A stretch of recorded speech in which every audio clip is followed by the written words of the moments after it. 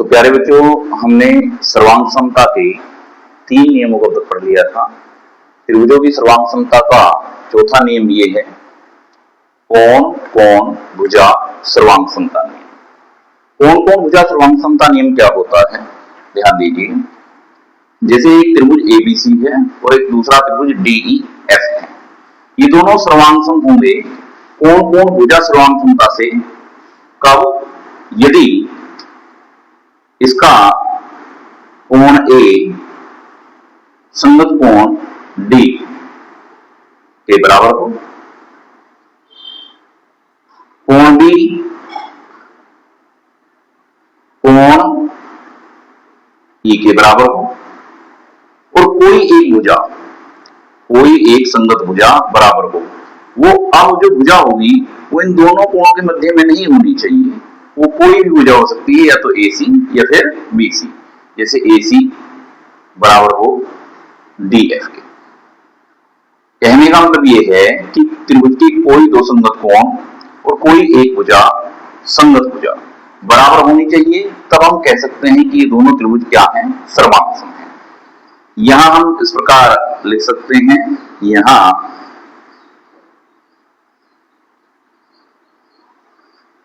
त्रिभुज ABC तथा त्रिभुज DEF में कोण A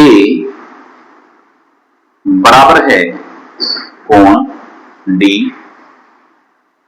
कोण B बराबर है कोण E तथा भुजा AC बराबर है भुजा DF।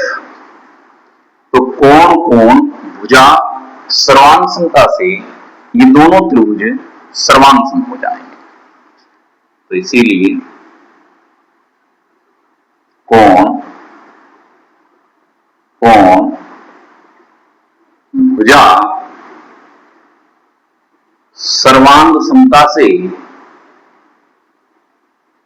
कोण कोण भुजा सर्वांग समता से त्रिभुज ABC सर्वांग सम होगा त्रिभुज DEF।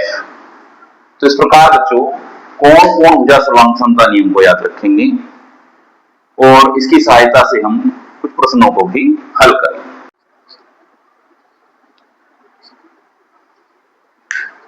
तो अगला नियम सर्वांग समता का 5वां नियम क्या है?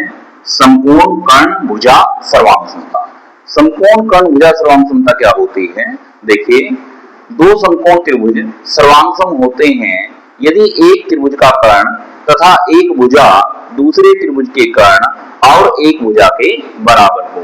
मतलब दोनों त्रिभुजों में जो समकोण त्रिभुज हैं, उन दोनों त्रिभुजों में एक तो दोनों के कर्ण बराबर होने चाहिए और कोई एक संगत भुजा बराबर होनी चाहिए। तब आप कह सकते हैं कि समकोण कर्ण भुजा सर्वांग समता से ये दोनों समकोण त्रिभुज सर्वांग सम है। अब देखिए, एक समकोण त्रिभुज ABC है और दूसरा समकोण त्रिभुज DEF है। तो ये दोनों त्रिभुज सर्वांग सम कब होंगे? इसके लिए एक तो इन दोनों का कर्ण, यहां कर्ण क्या है इसमें? AC। ये हमारा क्या है? त्रिभुज ABC में इस भुजा को हम क्या कहते हैं? कर्ण कहते हैं। और त्रिभुज DEF में ये कर्ण है। समकोण तो ये है, ये नभ्यंश है, ये भी नभ्यंश है। एक तो कर्ण बराबर होना चाहिए, दोनों त्रिभुज क्या होने चाहिए? समकोण होने चाहिए। अब जो बची हुई भुजा है, एक भुजा AB और ये भुजा BC, और इसकी संगत भुजा क्या है इसमें? ये DE और इसमें ये EF। अब इन दोनों भुजाओं में से कोई एक भुजा बराबर होनी चाहिए। मान लेते हैं ये भुजा AB और DE दोनों बराबर हैं, तब हम कह सकते हैं समकोण कर्ण भुजा सर्वांग समता से ये दोनों त्रिभुज सर्वांग सम होंगे। तो देखिए, यहां समकोण त्रिभुज ABC तथा समकोण त्रिभुज DEF में ये दोनों तो 90 अंश से बराबर हो गए।